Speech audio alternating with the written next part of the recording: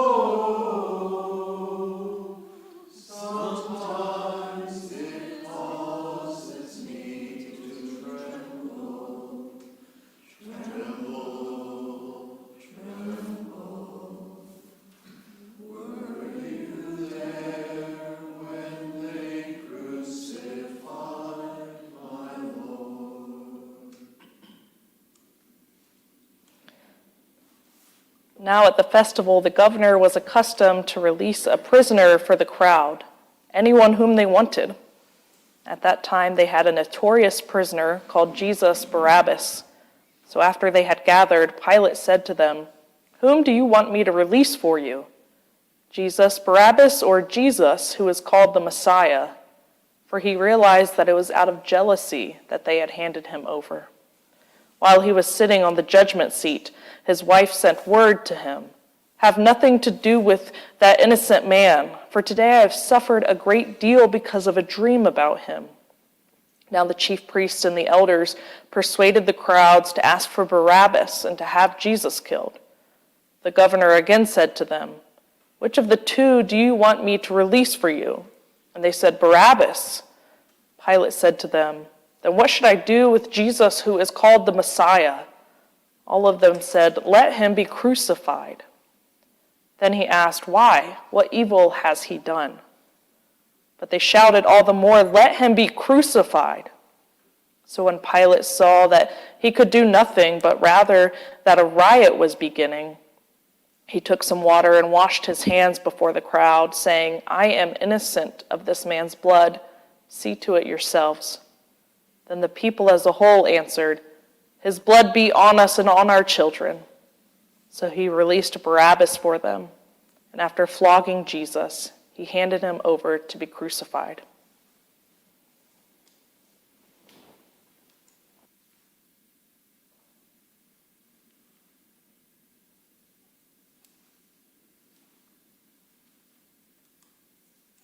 Reflection question: how have I or how have we added to the sorrow around us, personally, communally, and globally?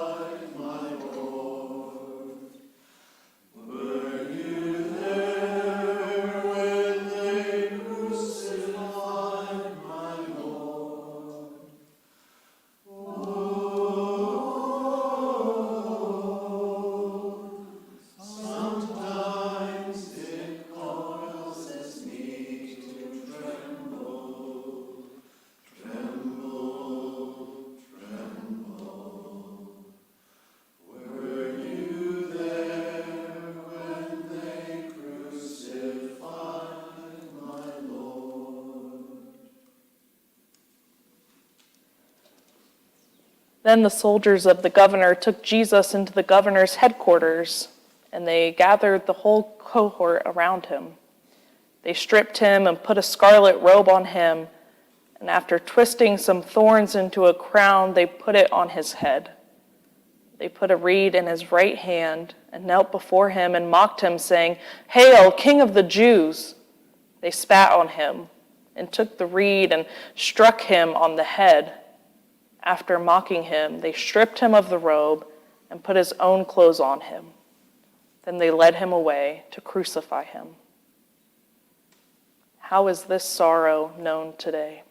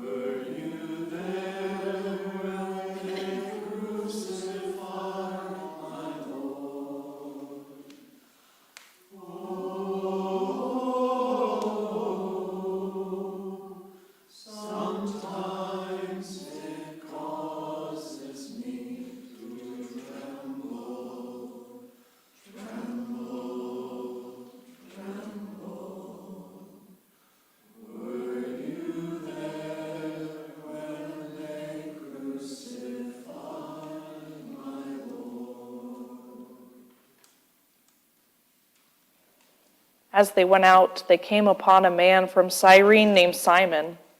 They compelled this man to carry his cross. And when they came to a place called Golgotha, which means place of a skull, they offered him wine to drink mixed with gall. But when he tasted it, he would not drink it. And when they had crucified him, they divided his clothes among themselves by casting lots. Then they sat down there and kept watch over him. Over his head they put the charge against him, which read, "This is Jesus, the King of the Jews."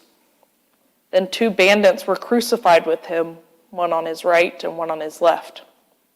Those who passed by derided him, shaking their heads and saying, "You who would destroy the temple and build it in 3 days, save yourself. If you are God's own, come down from the cross." In the same way, the chief priests also, along with the scribes and elders, were mocking him, saying, "He saved others, he cannot save himself. He is the King of Israel.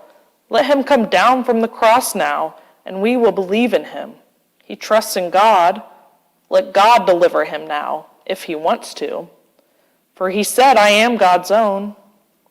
The bandits who were crucified with him also taunted him in the same way. How is this sorrow known today?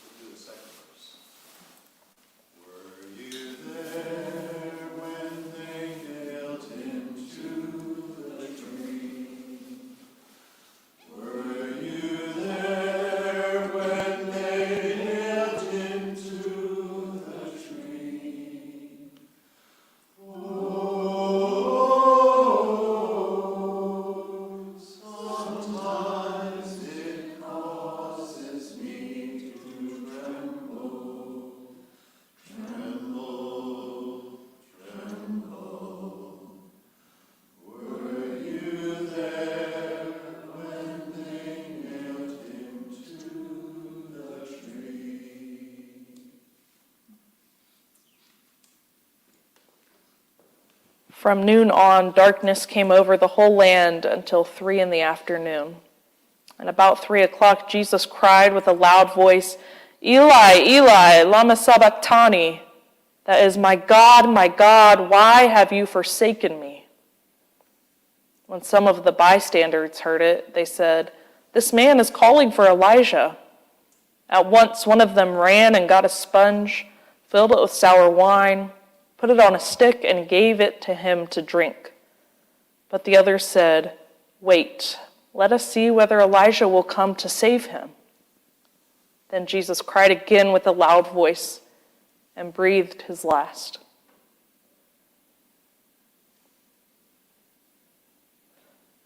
When do we cry out, my God, why have you forsaken me?